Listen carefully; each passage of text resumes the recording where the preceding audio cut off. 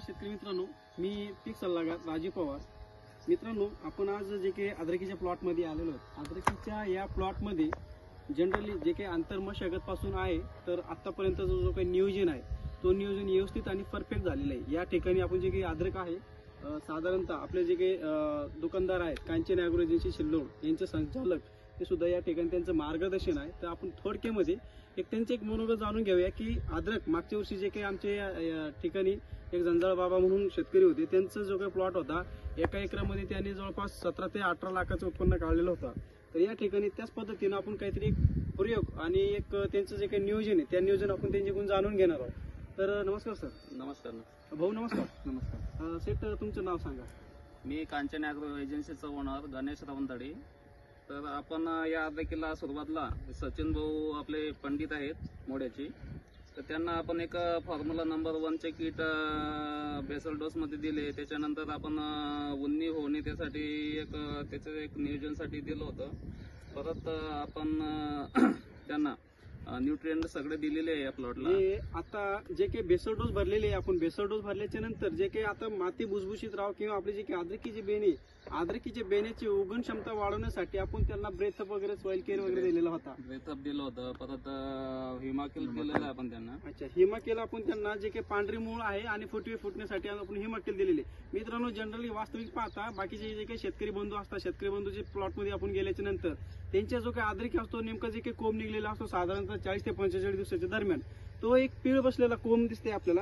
आता तुम्ही बघू शकता या ठिकाणी हे जे काही थोड्या फार प्रमाणामध्ये पीळ बसलेली दिसते किंवा पीळ बसून ते काही निघलेली दिसते, उमटून दिसते. या ठिकाणी जे काही स्टंप आहे हे स्टंप पूर्णपणे जाड आणि चांगल्या क्वालिटीचे आहे आणि जे काही फुटवे सोबतच फुटवेची संख्या पण चांगली आपल्याला दिसते या ठिकाणी.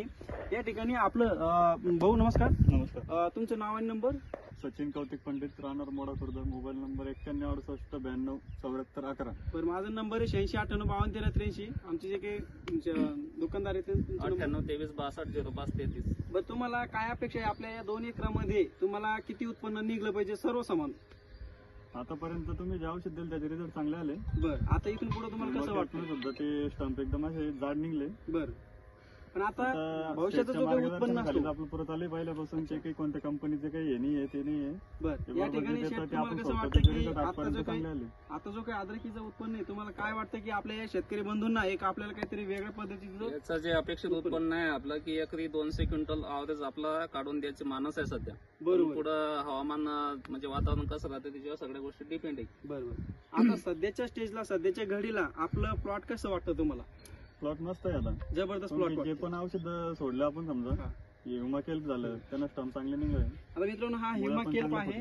हा हिमाकेल्प एक पांढरी मुळाची वाढ करते आणि याच्या नंतर जे काही जमिनीमधले ऑर्गॅनिक कार्बन असतील, ऑर्गॅनिक ह्युमस असतील, सेंद्रिय कर्बो असतील या ठिकाणी पूर्णपणे अपटेक केले जातात. या ठिकाणी जे काही फुटवे पण वाढतात याने.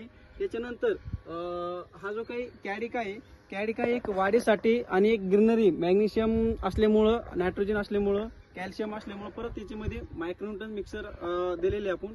यामुळे पीळ बसत असेल तर हे अवश्य एकरी 2 लिटर सोडावं.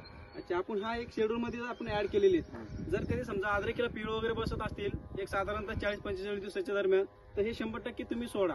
याने काय होईल की जेणेकरून जे पीळ आहे तो पूर्णपणे स्टंप जाड होऊन ती पीळ निघण्याचं काम करेल. या ठिकाणी सर धन्यवाद, तुम्ही थोडक्यात माहिती दिल्याबद्दल धन्यवाद भाऊ. तुमच्या अपेक्षेनुसार तुमचं जे काही उत्पन्न राहील हे कदाचित नेमके 100%च 200+ निघण्याचा प्रयत्न राहील आणि ते सक्सेस राहील. नमस्कार. नमस्कार.